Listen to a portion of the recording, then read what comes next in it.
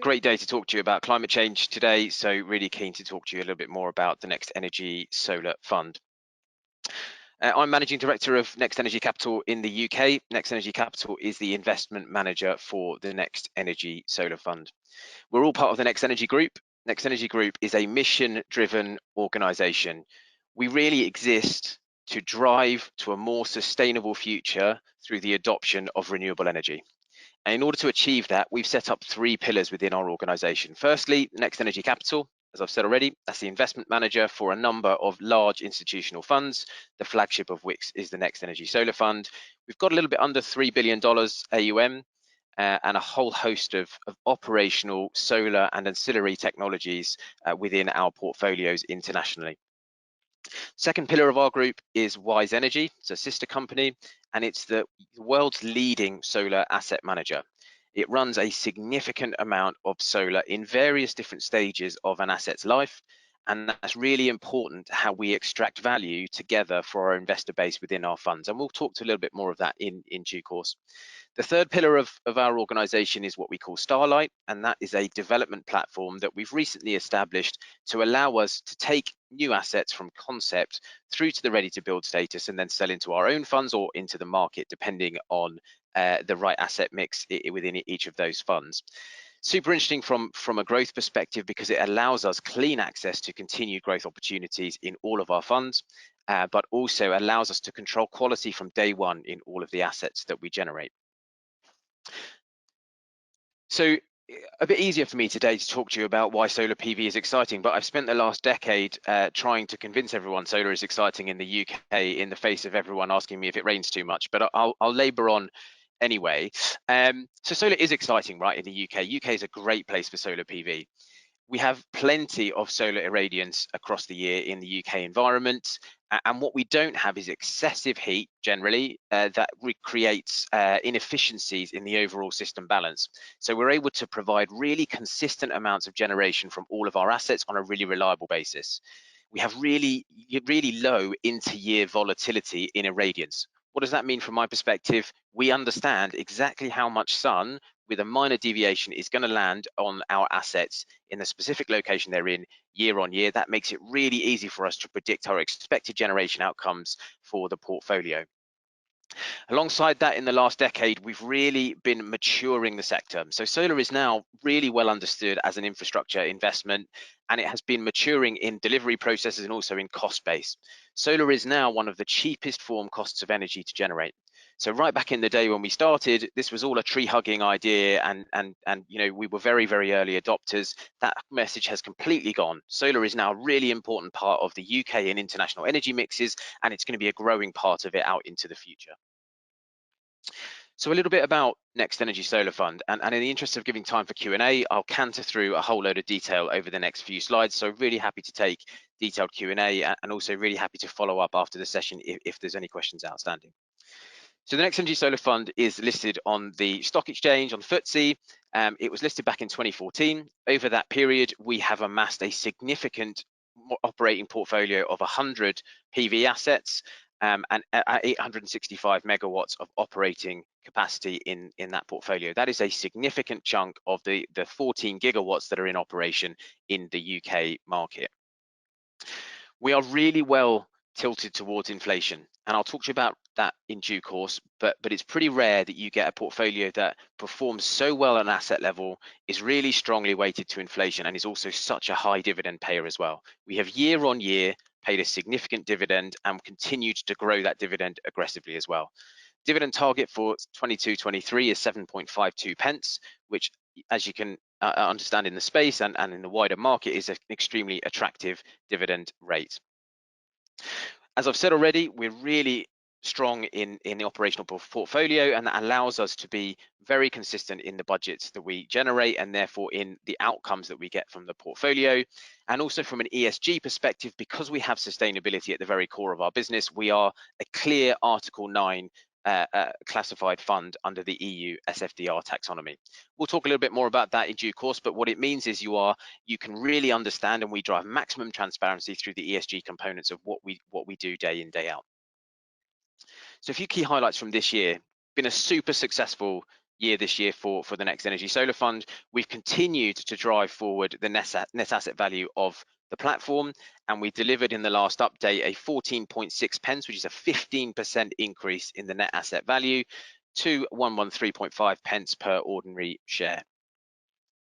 Also through that period, we've increased the cash dividend cover from 1 times to 1.2 times for the period, and then increased further our dividend cover out into the future, which is a picture we see continuing to strengthen, which is important from my perspective as we continue to look at the success of this platform. So we now see dividend cover for 22, 23 and beyond in that kind of 1.3 to 1.5 times.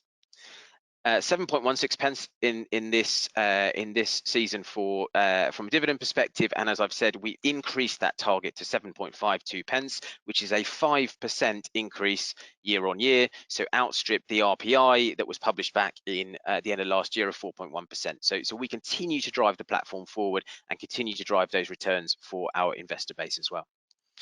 Whole host of tailwinds in our sector, and a lot of which you'll be acutely aware of.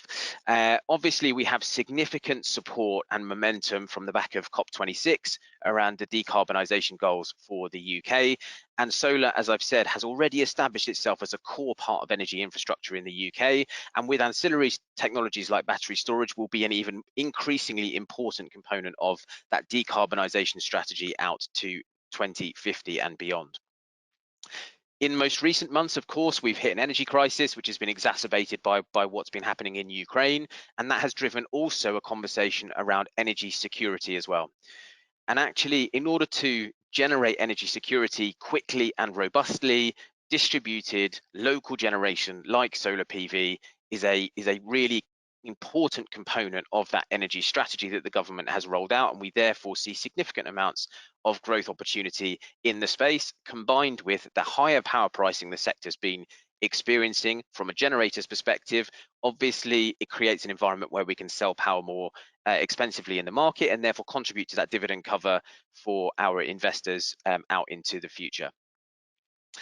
As I've mentioned already, we are tilted really well into inflation, and the reason for that is about 50% of our revenue comes from long-term government subsidies, which are RPI linked, or from long-term bilateral corporate power purchase agreements where we're selling power to a high energy user, again inflation linked. So key that significant amount of proportion is directly linked to inflation.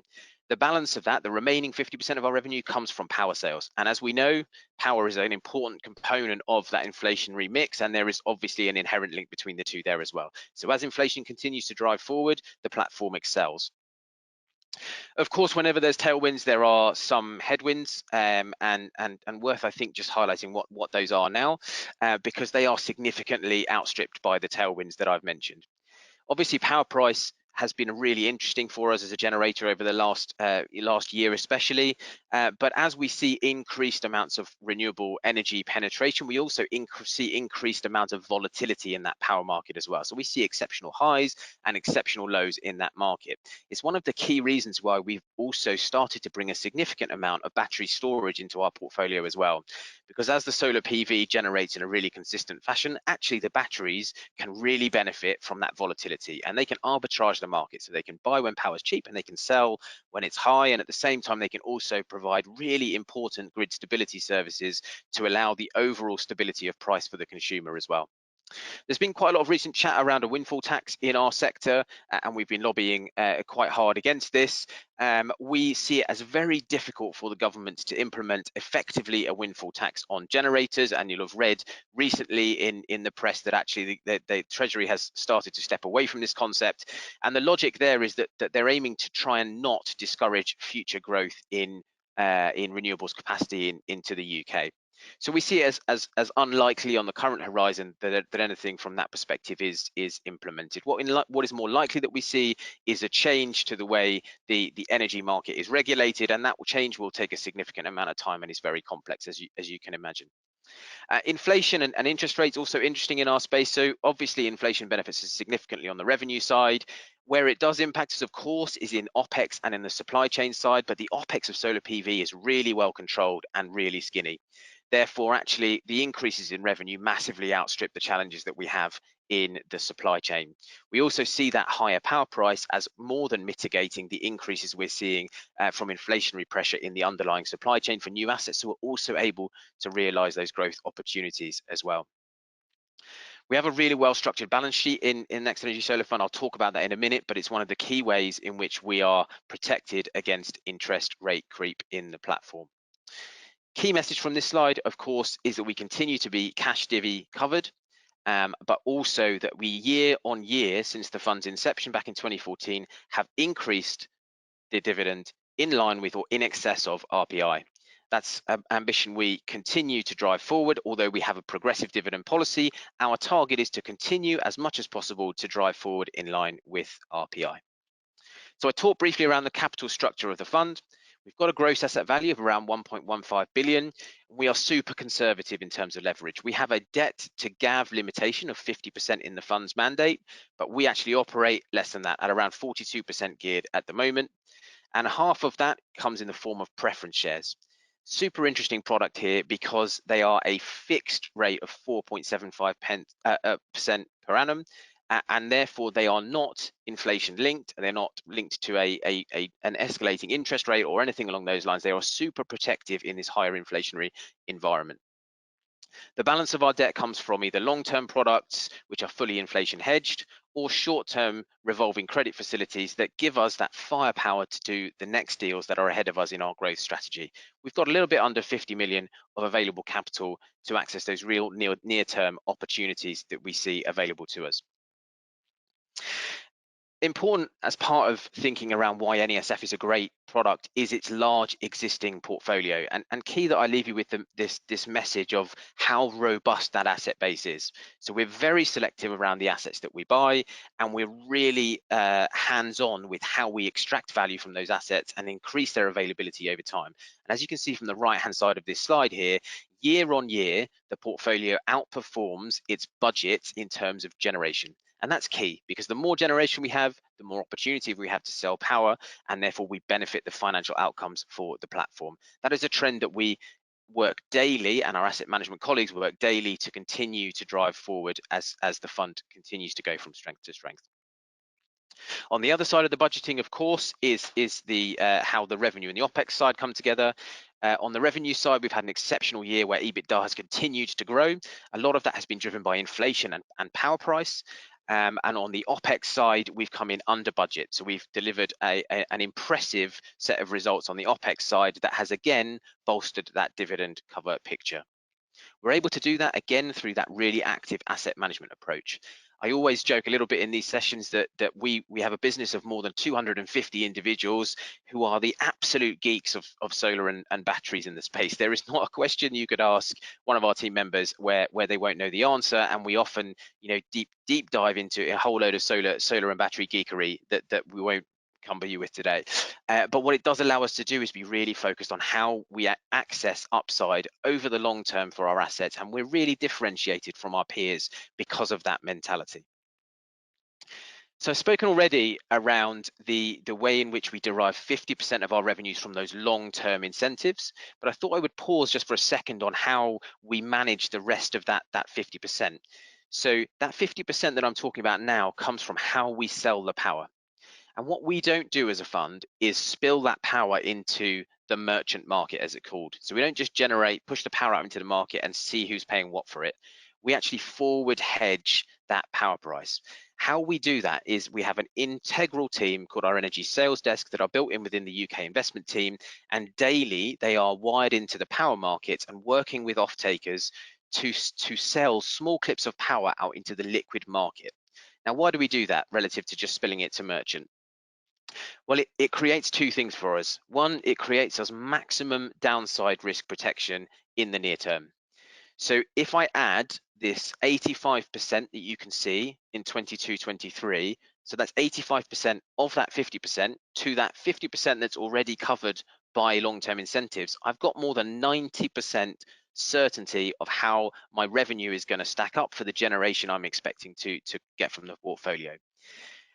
Great examples of where this is beneficial. I use always the same example, which is COVID. So everyone abandoned their offices overnight at the beginning of COVID, went to work from home, massive shift in the demand profiles on the network, and power price dropped quite materially.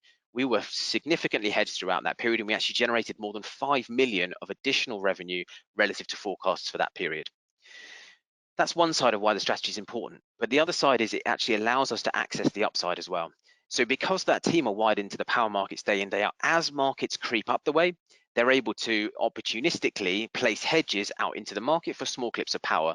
And what that does is it brings up the weighted average that we're able to achieve for that power price out into the future, whilst providing that certainty as well. So really well managed on the risk downside, but also allowing us to access the upside as well.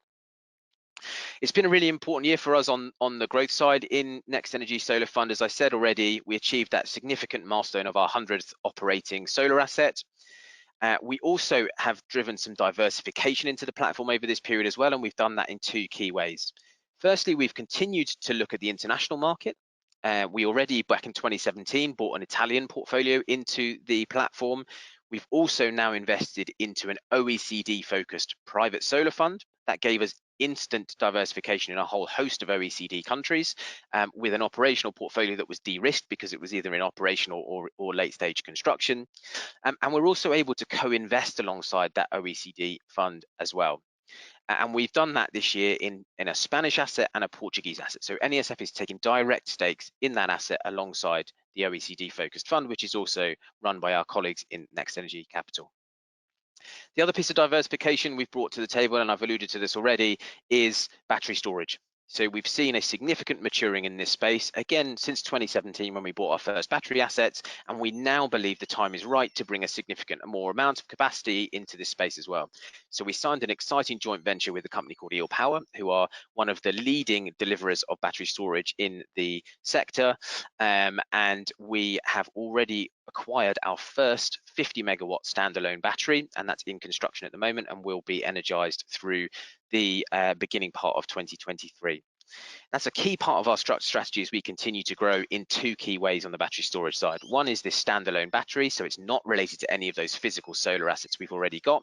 These are unique batteries that are interestingly geographically located to allow us to play that arbitrage of the market, and also to provide really important grid stability services and local congestion relief services to the grid as well.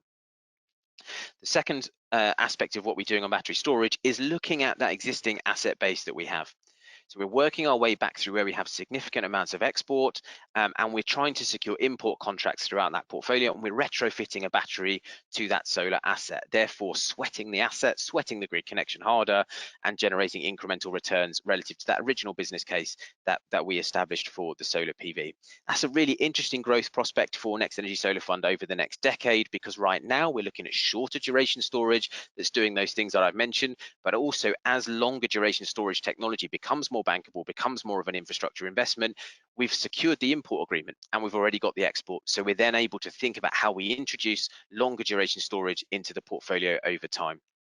Really, to summarize, and I was just going to say 2 words on this slide. So super robust existing portfolio and significant growth potential in the platform. We've got more than 350 million of potential assets across those various different buckets that I've mentioned. So UK, international solar, and also battery storage, which makes the future growth prospects of the platform exceptionally exciting, combined with that really reliable, consistent performance that I've demonstrated from the existing portfolio. So yeah, thanks, Roland, back to you. As I said, we've got quite a lot of questions here, so I'm going to try and get through.